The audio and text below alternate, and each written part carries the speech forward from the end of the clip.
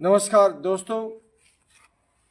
कई बार बहुत दूर से ऐसे मेहमान आते हैं जो सोशल मीडिया पर हमें देखते हैं, और उनमें से ऐसे मेहमान आते हैं जो उस फील्ड से आते हैं जहां मैं 38 साल देश की सेवा किया है। आज ऐसे ही बहुत दूर से, प्रदेश भी अलग है, लेकिन सेना के हमारे भाई साहब, एसएम साहब, आप ही अपना परिचय अच्छी तरह दीजिए। नमस्कार, जय हिंद, जय भारत। मैं सुरेंद्रपाल शर्मा, हिमाचल प्रदेश, डिस्ट्रिक्ट ऊना का रहने वाला हूं। मैंने कैप्टन विनोद कुमार का नाम सोशल मीडिया के ऊपर बहुत सुना था। मेरे मन में इच्छा थी कि मैं एक बार इनके साथ रूबरू हूं, इनके घर में जाकर के इनके वातावरण को देखूं, क्योंकि मैंने ये बहुत कम देखा है। जय जवान जय किसान का नारा तो लोगों ने सुना है, लगाया भी है, लेकिन इन्होंने ग्राउंड में साकार किया है ये जय जवान। जम्मू जैसे मिलिटेंसी ग्रस्त इलाके में 3-3 टेन्योर इन्होंने अपनी सेवा वहाँ पे दी है। ये कोई कम उदाहरण नहीं है। ये बहुत ही एक जटिल परिस्थितियों में इन्होंने अपना सेवा प्रदान की देश के लिए। और जब ये रिटायर हुए तो रिटायर होने के बाद इन्होंने समाज के लिए जो सामाजिक कार्य किए, सोशल मीडिया के ऊपर मैं इनका देखा, किसानों के प्रति इनका रुझान जो देखा वो बहुत ही सराहनीय है। किसान परिवार से जुड़े हुए हैं और ग्राउंड में इन्होंने फौज से रिटायरमेंट लेने के बाद में भी सामाजिक कार्यों में काफ़ी अपना नाम रोशन किया है। तो मैं ये इनके घर में जाके देखना चाहता था, इनका रहन सहन और इनका लोगों के प्रति और जनता के प्रति कैसा सेवा भाव है। तो मैं देख करके बहुत आश्चर्यचकित हूँ कि इन्होंने अपने घर में ही एक मंच बनाया हुआ है। आजकल तो कोई अपने घर मकान बनाने के लिए भी नहीं कर सकता। इन्होंने अपने घर में ही एक जो है मंच बना रखा है, लोगों के प्रति सेवा भाव समर्पित अपने आप को किया है। और ये मैं भगवान से कामना करता हूँ कि ये इसी प्रकार सामाजिक कार्यों में अपने आप को लगाए रखें और समाज के उत्थान के लिए अपना योगदान दें और जय जवान जय किसान का नारा जो है वो साकार करके दिखाएं। धन्यवाद। जय हिंद। एसएम साहब, सबसे पहले तो आपका स्वागत है। आपने परिचय दिया। साहब के ही दाहिने बैठे हैं, ये मेरे छोटे भाई हैं और सब जानते हैं, गांव के लोग तो जानते ही हैं। बाहर के लोग बहुत कहते रहते हैं आपके भाई को नहीं देखा है, आपके बेटे को नहीं देखा है।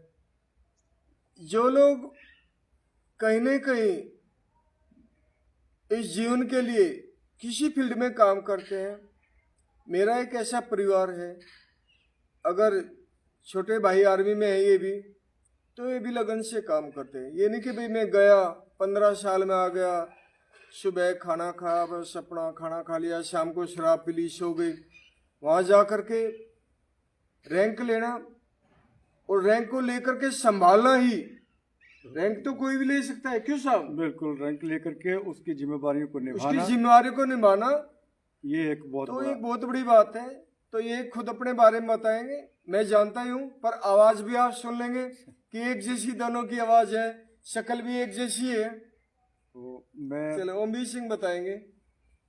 पाल साहब, सुरेंद्रपाल साहब। अच्छा, सुरेंद्र साहब, एसएम साहब आप बताइए थोड़ा। कैप्टन साहब, मैं तो आपके समाज के प्रति जो आपका लगाव है, जो समाज के प्रति आप जो कार्य कर रहे हैं, उससे बहुत ही उत्साहित हूँ और मेरा बहुत ही इच्छा थी आपके दर्शन करने की।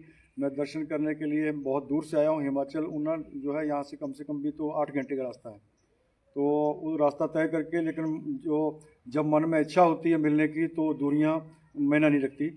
दिल में विचार था मेरा कि मैं ऐसे महान पुरुष का जो है एक बार दर्शन करूं, जिन्होंने देश के अलावा अपने समाज के लिए भी बहुत अच्छे कदम उठा रहे हैं। किसानों के प्रति इनका जो रुझान है, किसानों की जो अब उनको जो समर्थन मूल्य नहीं मिल रहा है, उनको जो मेहनत के मुताबिक नहीं उनको फल मिलता है, मेहनत के मुताबिक उनको पैसे नहीं मिलते हैं, तो सरकार के साथ में इनका काफ़ी संघर्ष मैं देखता रहता हूँ। सोशल मीडिया के अंदर में सरकार के प्रति इनका जो है काफ़ी संघर्षरत रहते हैं और इनके संघर्ष को देखते हुए मेरे मन में इच्छा हुई कि एक बार इनका दर्शन करके आऊँ। तो कैप्टन साहब, आपको कैसा लग रहा है कि आपने जब फौज छोड़ करके आए, रिटायरमेंट होके आए, तो आपने अपने आप को कैसे इस समाज के अंदर में आपके कहाँ से ये प्रेरणा मिली सामाजिक कार्य में अपने आप को लगाने की? हमें जो साहब प्रेरणा मिली है वो कहीं हमने किताबों में पढ़ करके या हमने इतिहास को पढ़ करके दूसरों को देख करके नहीं प्रेरित हुए हैं। वो प्रेरणा के हमारे जन्मदाता पूजनीय महान ईमानदार निर्भीक सच्चे निडर दानवीर हमारे पिताजी से मिली है। जी हमारे पिताजी समाज के लिए वो काम करते थे जो पैसे वाले लोग नहीं करते थे। वे अपने बच्चों की जरूरत को भी नहीं पूरा करते थे, अपने घर के खाने पीने की जरूरत को पूरा नहीं करते थे, अपने रहने सहने की जरूरत को पूरा नहीं करते थे, लेकिन गरीब की मदद करते थे। वे सामाजिक, चाहे वो हमारा खामपुर का कॉलेज हो या निनाने का कॉलेज हो या कोई गरीब की शादी का योगदान है या किसी भी पीड़ित को कोई भी जरूरत है, वो उनको धन दिया करते थे।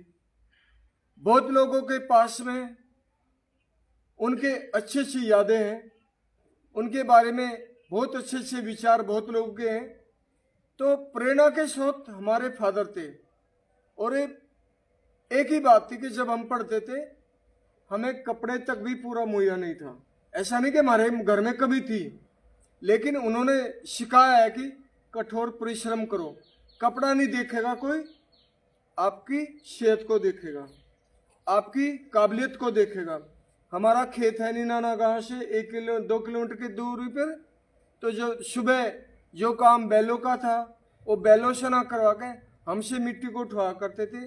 और कॉलेज में पहली घंटी होगी, दूसरी होगी। जब पहली घंटी लगती थी तब कहते थे दौड़ के जाओ, तो उधर मास्टर की पिटाई का डर और इधर फादर का आदेश का पालन करना। तो उससे मैं भागने दौड़ने में हमारा शरीर को ही ऐसा हो गया था कि मैं भर्ती होने के लिए कोई तैयारी नहीं थी। दूसरा था हमारे फादर का अनुशासन। आज के बच्चे, किसी के भी बच्चे अपने बाप के अनुशासन में नहीं है, लेकिन हमारे फादर ने हमें अनुशासन में और किसका बाप के अनुशासन में रहना सिखाया। कोई भी सामाजिक आना जाना है, यहाँ तक कि शादी में दावत है, नोता है, तो हमारी हिम्मत नहीं होती थी कि हम जाए, हमारे फादर ही जाएंगे। अगर कहीं पे पास पड़ोस में हमारे फादर बैठे हैं और हम वहाँ पर पहले से ही हैं, खेल रहे हैं, तो हम आ जा करते थे, या वे चले गए तो हम चले जाते थे। पहली तो बात है हमें बंधन में रखा है उन्होंने, बंधन सिखाया है कि आप घर पे काम कीजिए, घर से खेत में या स्कूल में घर पे। इस समाज में तो आप रिटायरमेंट होकर भी कर लोगे। इस चीज को पालन हमने रिटायरमेंट के होने के बाद, सेना में नौकरी लगने के बाद भी किया है। कि जब वे थे, हमारा दोस्त, अगर हमारे पास पड़ोस का कोई दोस्त आर्मी में रहने वाला था, वो मिलने आ गया, तो केवल जो बैठक है आने के लिए गैलरी है जैसे आपने देखी है, भाई वहां तक ही सीमित है बाहर आने वाले का। ये नहीं कि भाई ऊपर विनोद है, मैं मिल लेता हूँ, अंदर बात कर लेता हूँ। तो बहुत ही अच्छा जीवन उन्होंने हमें दिया है। और समाज में वे काम करते थे, उनका नाम है, तो उनके नाम को बरकरार रखने के लिए हम कुछ नहीं कर रहे हैं, केवल एक लाइन पर, उस लाइन पर चल रहे हैं। जो काम कर गए हम कर ही नहीं सकते हैं। जब पैसे की बहुत कमी थी, गरीबी थी, मंदा जमाना था, वे इतना काम करते थे, ये पशु भी रखते थे और पशुओं को अपने खेत के पास चलने के लिए छोड़ देते थे और खेत का भी काम करते थे। अगर खेत में उनके पास में खामपुर कॉलेज का चपरासी आ गया कि आज मीटिंग है, बुला हुआ है, कोई काम है, तो ये पशुओं को छोड़ करके, काम छोड़ करके आ जा करते थे। वो उनको जो सहयोग दिया है उनकी धर्मपत्नी ने दिया है। और हम देखते थे जैसे गर्मी का मौसम है, अभी तो गेहूं कटेंगे तो हम खुद ही गेहूं काटते थे, कोई मजदूर नहीं लगाते थे। जो भूस बनाते थे उससे दाना अलग करते हैं, भूसा अलग करते हैं, तो उसमें पशु को चलाते थे, इसको पैर बोलते हैं। तो कैप्टन साहब, आपकी जो मेन बात यह है कि आपका अनुशासन ने ही आपको इसमें इन बुलंदियों पे पहुंचाया है। मैंने कैप्टन साहब का रूम में जाके देखा, काफ़ी इनको स्मृति चिन्ह मिलिट्री की तरफ से काफ़ी स्मृति चिन्ह मिले हुए हैं, काफ़ी मेडल मिले हुए हैं, जो इन्होंने मिलिट्री की धरोहर बना करके रखे हुए हैं, खूब सुशोभित कर रखे हैं। देख करके बहुत मन हर्षित हुआ। और इसी अनुशासन के कारण ही इन्होंने जो पदक लिए हैं उनका बेसिक बुनियादी जो ढांचा है वो अनुशासन ही है। अनुशासन के कारण ही ये कैप्टन के पद तक पहुंचना कोई हर किसी के बस की बात नहीं है, वो भी जम्मू कश्मीर जैसे इलाके में जहाँ पे पूरे मिलिटेंसी रही। पिछले 2 दशक से तो बहुत ही ज़्यादा मिलिटेंसी रही, आजकल तो थोड़ा ठीक भी है, लेकिन उस दौरान में जो है इन्होंने सर्विस करी वहाँ पे और अपना जो कैप्टन का रैंक लिया, ये कोई मामूली बात नहीं है। और इनके जो पदक हैं इनके रूम में रखे हुए वो इनके गौरवशाली इतिहास को जाहिर करते हैं। तो यहाँ पे मैं एक बात और साफ कहता हूँ जी कि हमारे गुरु अध्यापक तो होते ही हैं, हमारे गुरु आप जैसे साहब भी होते हैं कि मुझे ऐसे कठोर अफसरों के साथ रहने का मौका मिला है कि जिन्होंने क्षेत्रवाद भाषावाद अपनी यूनिट में नहीं बनने दिया है, अनुशासित रहे हैं। जी बहुत लोग गुटबाजी गांव में तो बनाते हैं, वहां भी बनाते हैं, जी तो बहुत अनुशासित प्रिय तकरीबन सभी सीओ। सबसे पहले कुछ दिन तो हमारे पास सीओ रहे थे, उसके बाद में कर्नल गिल साहब, RS गिल, रघुवीर सिंह गिल, सरदार जी थे, ये मेरे से कभी कभी बात करते हैं फोन पर। जी उनके जो दरबार लेते थे, मुझे आज तक याद है पहला दरबार उनका, जबकि मैं गया ही था भर्ती होकर के। और बहुत अच्छे मिलनसार कर्नल राघवन साहब, AK शर्मा, और एक हमारे जब मैं डिप्लोमा AIG लेकर के आ रहा था, कर्नल AP बाम, अनिल प्रहलाद बाम, जो महाराष्ट्र के थे, पुणे में रहते हैं। वो कहते थे अपने जूनियर पर विश्वास करो। तो एक बार हमारे टेक्निकल छुट्टी चले गए, प्रैक्टिस कैंप होता है, तो आपको ज्यादा बताने की जरूरत नहीं है कि उसमें टेक्निकल असिस्टेंट का कितना काम होता है। तो मैं गन पोजीशन ऑफिसर था, टेक्निकल असिस्टेंट नहीं थे, तो 4 बंदों का काम मैंने खुद किया। उन्होंने मुझे इतना ही कहा था, आप कर सकते हो, आप में काबिलियत है। तो ये मोटिवेशन है। ऐसे ही कर्नल एक राजीव अग्रवाल है दिल्ली DRDO में, बिल्कुल राहुल गांधी की तरह हैंडसम, लेकिन बहुत सख्त। तो हमें सख्त अफसरों के साथ रहने में, कमांड कंट्रोल करने में फायदा मिलता है और एक हमें सिखलाई मिलती है। मैं यहाँ पे एक बात कहता हूँ, आप भी SM साहब हैं, बहुत लोग कहते हैं कि भाई ये ऐसा, इसने कोई मदद नहीं की, कोई भाई बंद नहीं किया, हमारे साथ तो कुछ नहीं किया। भारत में कहीं का भी कोई रहने वाला है, वो हमारा भाई परिवार है। मुझे यहाँ नहीं देखना ये मेरे यूपी का है, मेरठ का है, ये जाट है, फलाना है, ये हम सब एक समान है। वो तो लोग कहते हैं सिविल में जाकर के आप एडजस्टमेंट नहीं होंगे। क्यों नहीं होंगे? मैं सिविल में एडजस्टमेंट हूँ, अच्छी तरह मैंने फौज के अनुशासन को बरकरार रखा है।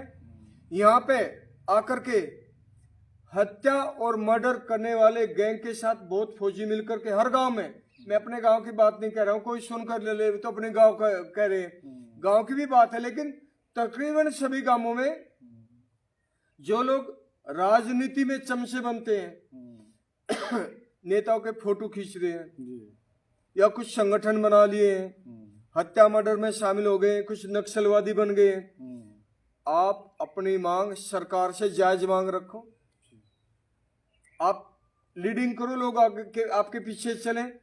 आप ऐसे लोगों के पीछे मत चलो जो देश का सेवक नहीं है, जो देश का सैनिक नहीं है। उनको क्या पता, देश की सेवा तो सेना करती है, ये तो देश को तोड़ते ही नेता।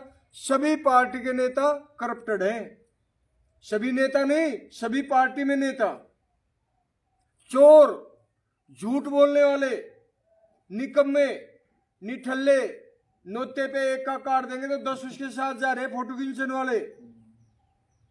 लोगों को लगता है तेरे घर में तो बहुत चमक दमक हो रही, अपने पास पड़ोस से संबंध रखो, रिश्तेदारों से रखो, आपके घर में ये लोग खुद ही आ जाएंगे। दूसरा है, सिविल में आर्मी को प्रॉब्लम क्या आती है, हमारे फादर जैसे सब फादर नहीं होते हैं। हम लोग बहुत मेहनत कष्ट उठाते हैं, जान जोखिम में रहते हैं 24 घंटे। मेरी तो 23 साल है और आप तो हमेशा नॉर्थ ईस्ट में रहते हो। तो लोगों को लगता है कि हमारे पास धन का बड़ा ही खिड़की खुल रहा है, उसमें ऐसे पैसे गिर रहे हैं। उनको ये नहीं दिखता है कि उतनी तनख्वाह है इस ग्रेड की जो सील में मिलती है। बस केवल हमारी जो बॉडी लैंग्वेज जो फिट फॉर है, अनुशासन। देखा ना एक बार, आ रहा जा रहा एक बार, तो हम फिट हैं, फिजिकल फिटनेस है, तो उनको क्या लगता है ये तो बहुत खुश है, इनके बहुत पास पैसा है। तो बहुत लोगों के माँ बाप ही, जो लोग घर में निकम्मे निठल्ले, जिनकी शादी भी नहीं हो रही है, जिनका बहू भी घटिया खानदान की आई है, जिनका काम ही उनके बहू के ससुर का, सास का, यानी कि अपने भाई, किसी के भाई के सास ससुर का, सालों का, मामा फूफी बहन, इनका सब क्या एक संगठन, षड्यंत्र संगठन बन जाता है कि फौजियों की धरती इसके नाम कर दो, चलते हैं, फौजियों के घर इसके नाम कर दो। मेरे ही गांव में बहुत लोग हैं, खाली फौजी ने कोई नौकरी करा, मैं उन कैमरा बोल रहा हूँ, एक संसार सिंह है हमारे यहाँ के हवलदार, बड़े ही अच्छे सज्जन, उसके कारण उसका घर चला, बाकी भाइयों के ब्याह हुए, उसके बाप ने इतना नीच काम किया, मर गया। मैं तो कहता है ऐसा बंदा कीड़ा पड़ के मरना चाहिए। अरे नहीं, ऐसे बोलने से मेरी चर्चा, मेरा प्रचार ऐसे होता है। नहीं, दूसरी बात कोई बात नहीं, तो उन्हें उसकी जमीन दूसरे के नाम कर दी, तो क्या ठीक है? ये गांव की समस्या। उसकी बहू गोबर बेच गोबर बेच के वो आज बेचारी बच्चों को पढ़ाया घर बना लिया। चलो कैप्टन साहब, बहुत बहुत खुशी हुई मुझे आपसे मिल करके, और मैं और भी जहाँ मेरे को समय लगेगा मैं और जहाँ भी आपके बारे में बताऊंगा कि किस प्रकार का सैनिक जीवन किस प्रकार का है और उसको कैसे सिविल में किस प्रकार से ढाला जाता है, किस प्रकार से। अभी तो आप ड्यूटी पे है साहब? अभी मैं ड्यूटी में। कहाँ पे पहुंचे हैं? चलो को बताओ मत, ये सिक्योरिटी बात रह जाती है, मैं समझता हूँ। आपका बहुत बहुत धन्यवाद साहब, आप यहाँ पे, मैं इतना बड़ा नहीं हूँ, आप जैसे लीडरों से, आर्मी के लीडर हैं हमारे सब बड़े साहब हैं, मैं जो आज भी याद है, हमारे जीले सिंह हवलदार थे, एक रणबीर सिंह है कैप्टन, दिल्ली में रहते, बड़े अच्छे हैंडसम, खड़े होकर बताते हैं लोगों को, देखो ये हमारा जवान था, आज कहाँ था। मैं कुछ भी नहीं हूँ, आप लोगों के कारण हूँ, आप लोगों ने हमें रास्ता दिखाया है। बस आपसे मैं एक छोटी सी विनती करूंगा, भाई बंदे नहीं करना कि हिमाचल का है ये मेरे काम आएगा, कोई शाला किसी का काम नहीं आता है, आपके वो काम आएगा जिसको आप पढ़ाओगे, जिसको आप सजा दिलाओगे, और वो सुधरेगा, फिर वो अच्छे काम करेगा।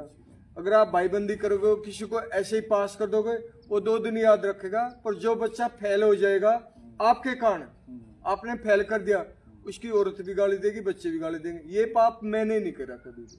बहुत अच्छी बात है ये, जो पास है तो पास है। अच्छी शिक्षा आपने हमें दी, धन्यवाद, मैं आपका आभार प्रकट करूंगा। धन्यवाद। आपको जल्दी हो रही है ना?